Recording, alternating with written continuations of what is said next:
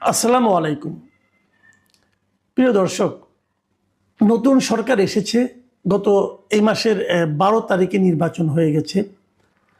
তারপর কয়েকদিনের মধ্যে নতুন মন্ত্রিসভা গঠিত হয়েছে, প্রধানমন্ত্রী হয়েছেন, সরকারের দায়িত্ব হস্তান্তর হয়ে গেছে, সব কিছু হয়ে গেছে।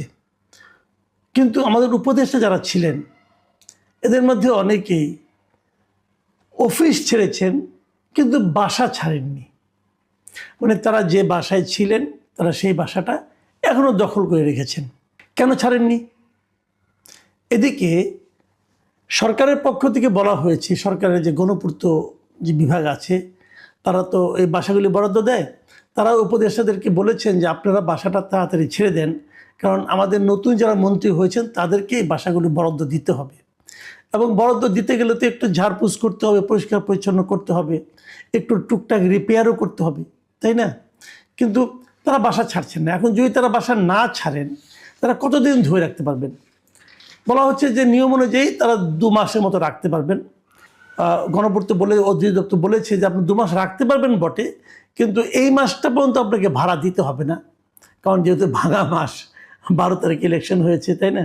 এই ভাঙা মাস, এই জন্য তাদের ভাড়া দিতে হবে না, কিন্তু মার্চ এপ্রিল তাদেরকে ভাড়া দিতে হবে, এটা বলছে। এবং তারা কি করবেন এখন আমরা জানি না। এখন এটা নিয়ে আমার মনে 2-3টা প্রশ্ন এসেছে। দেখুন, একটা জিনিস, আমরা যখন বাসা পরিবর্তন করি, ঢাকা শহরে আমি এখনও ভাড়া বাসায় থাকি, এবং যারা বাসা পরিবর্তন করেন, এক বাসা থেকে আরেক বাসায় যান, আমি জীবনে বহুবার এরকম বাসা পরিবর্তন করেছি। আমরা কিন্তু সবসময় খেয়াল করি, অনেক সময় এরকম হয় যে 1 তারিখে বাসা চেঞ্জ করছি, তো আমি যেখানে উঠবো তারাও 1 তারিখে চেঞ্জ করবেন। একদিক দিয়ে আমরা উঠছি, আরেক দিকে একজন নামছেন, অথবা আমার বাসায় ওরকম হচ্ছে। এই যে বিষয়টা, এটা কিন্তু খুবই অস্বস্তিকর। যে কারণে আমি সবসময়, আমি এ পর্যন্ত আমার জীবনে বহুবার বাসা চেঞ্জ করেছি, কিন্তু কখনো এই ধরনের পরিস্থিতিকে আমি কখনো করিনি, আপনার পছন্দ করিনি। আমি সবসময় এগুলোকে অ্যাভয়েড করার চেষ্টা করেছি। আমি যে বাসায় ভাড়া নিয়েছি, যদি আমি ভেবেছি যে আমি কদিন আগে ছেড়ে দিব, খালি বাসা পেলাম, ওরকমভাবে আগে জয়েন করতাম, এভাবে আমি এটা মেনটেন করার চেষ্টা করতাম। যে ওই দিনই গেলাম, ওই দিনই ঢুকলাম, এটা দেখতেও খুব খারাপ লাগে, অস্বস্তিকর লাগে। কিন্তু ওনারা মন্ত্রী পর্যায়ে ছিলেন, ওনারা কেন এটা করছেন আমি এটা এখনো বুঝি না। 12 তারিখে ইলেকশন হয়ে গেছে, ওনারা তো জানেন যে 12 তারিখে ইলেকশন হলে নতুন একটা সরকার আসবে, ওনাদের তো সরে যেতেই হবে। তো ওনারা কেন এতদিন বাসাটা আটকে রাখবেন? ভাবখান এরকম যে মাগনা যতদিন থাকা যায় থাকি না, এই যে মানসিকতাটা না, এটা খুবই একটা কেমন যেন আমার কাছে অসৌজন্যমূলক মানসিকতা মনে হয়। এবং শেষ পর্যন্ত গণপূর্তকে বলতে হচ্ছে যে আপনারা যদি ফেব্রুয়ারির পরেও থাকেন, তাহলে কিন্তু আপনাদেরকে ভাড়া দিতে হবে। আমার কেন যেন সন্দেহ হচ্ছে তারা হয়তো তাও থাকবে, কারণ ওই যে বড় বাসা, ওই বাসায় এত কম ভাড়ায় তো সে পাবে না কোথাও।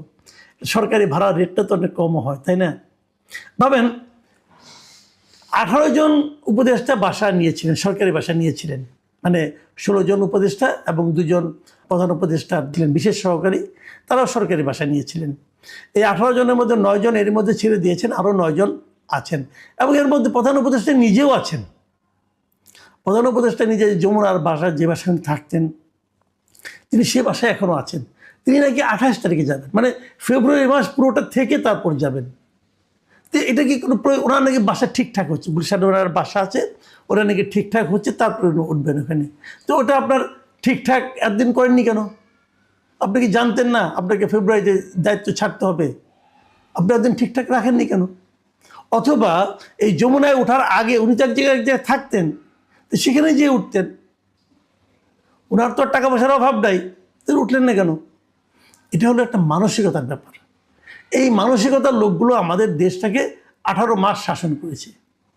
18 মাস এই মানসিকতার লোক, এরকম সংকীর্ণ মানসিকতার লোক এই দেশটাকে পরিচালনা করেছিল, দায়িত্ব ছিল এদের হাতে। বুঝেন দেশ কেমন চলেছে। এটা খুবই বিব্রতকর এবং খুবই হতাশাজনক একটা ঘটনা। কিন্তু আমি মনে করি, আমি আগেও বলেছি যে উপদেষ্টাদের ব্যাপারে, যারা উপদেষ্টা ছিলেন আমাদের এখানে, তাদের ব্যাপারে খুবই সতর্কভাবে বিচার বিবেচনা করতে হবে। যারা যাচ্ছেন তাদেরকে এই যখন বাসা ছাড়বেন, কীভাবে ছাড়বেন দেখা দরকার আমি মনে করি। এবং তারপরে ওনারা যে অফিস ছেড়েছেন, অফিসটা কীভাবে ছাড়লেন সেটাও মনে হয় দেখা দরকার। অফিসটা ছেড়েছেন, দুর্নীতি কী কী করেছেন এগুলো দেখতে হবে।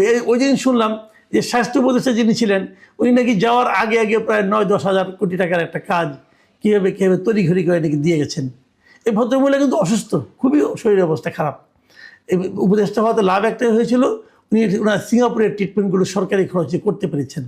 মানে এই লোকগুলো কি জানেন, মানে গাছেরটাও খেয়েছে, তলারটাও কুড়িয়েছে। যতভাবে পারা যায় এই দেশের অর্থ, সরকারি অর্থ তারা নিজেদের ভোগ বিলাসে লাগিয়েছে, অপচয় করেছে এবং চলে গেছে। ফয়েজ আহমেদ তৈয়ব সম্পর্কে তো আগেই বলেছি, উনি দেশ ছেড়ে যে বিজয় জি আবার বড় বড় ডায়লগ দিচ্ছেন যে উনি মুখ খুলে নাকি অনেকে লুঙ্গি খুলে যাবে। তো আমি একটা জিনিস বুঝি না, তিনি মুখ খুলেন না কেন? যদি কারো লুঙ্গি খোলার দরকার হয় লুঙ্গি খুলে দেন, যাতে চিনুক যে কোন লোকটা লুঙ্গি থাকা উচিত না। তো লুঙ্গি খুললেন না কেন? লুঙ্গিও খুলেন না, আবার বড় বড় ডায়লগও মারেন। তো এগুলি তো হতে আছে। আবার এর মধ্যে দেখলাম যে ওই প্রধান উপদেষ্টা যিনি প্রেস সেক্রেটারি শফিকুল আলম, উনি দেখলাম বড় বড় কোথা দিন একটা জায়গায় দেখলাম যে মানে ডক্টর ইউনূসের মতো এত মহান ব্যক্তি, এত জ্ঞানী ব্যক্তি নাকি উনি জীবনে দেখেন নাই। তো এই জ্ঞান দিয়া এই মহান ব্যক্তি এত উনি নাকি সারাক্ষণ কাজ করতেন, এত কাজও নাকি উনি কাউকে করতে দেখেন নাই। ভালো, এগুলি সবই ভালো, শ্রদ্ধা ভক্তি ভালোবাসা এর প্রকাশ ঘটাটা অবশ্যই ভালো। কিন্তু আমি বুঝতে পারি না যে লোকটা এত কাজ করতেন উনি দেশের জন্য করলেনটা কি? কী এমন কাজ করলেন যেটা নিয়ে আমরা গর্ব করতে পারি, যেটা নিয়ে আমরা ভাবতে পারি যে বিশ্বের দরবারে আমরা একটা ভালো জায়গায় অবস্থান নিতে পেরেছি? কী কাজ সেটা? আপনারা কেউ জানেন, কেউ বুঝতে পেরেছেন? কোন সেক্টরটা দেখেন না, একটা সেক্টর দেখেন যে সেক্টরে এই লোকগুলো ভালো কিছু করতে পেরেছে। দেখেন, আমি সবসময় বলি মানুষকে বিচার করবেন বড় কাজ দিয়ে না, ছোট ছোট কাজ দিয়ে। কারণ ছোট ছোট কাজ যখন সে করে তখন সে মনে করে এটা কেউ দেখছে না এবং সে ওটা মনের আনন্দে করে, ওইটাই তার প্রকৃত বৈশিষ্ট্য, প্রকৃত তার চেহারা। এই বড় বড় মানুষগুলো সামান্য সরকারি বাসা নিয়ে যে আচরণটা করছেন, তো বুঝতেই পারেন এটাতেই বিচার করতে পারবেন আপনারা যে ওনারা আসলে বড় বড় কাজগুলি কি কোন মানসিকতা নিয়ে করেছেন, কিভাবে করেছেন।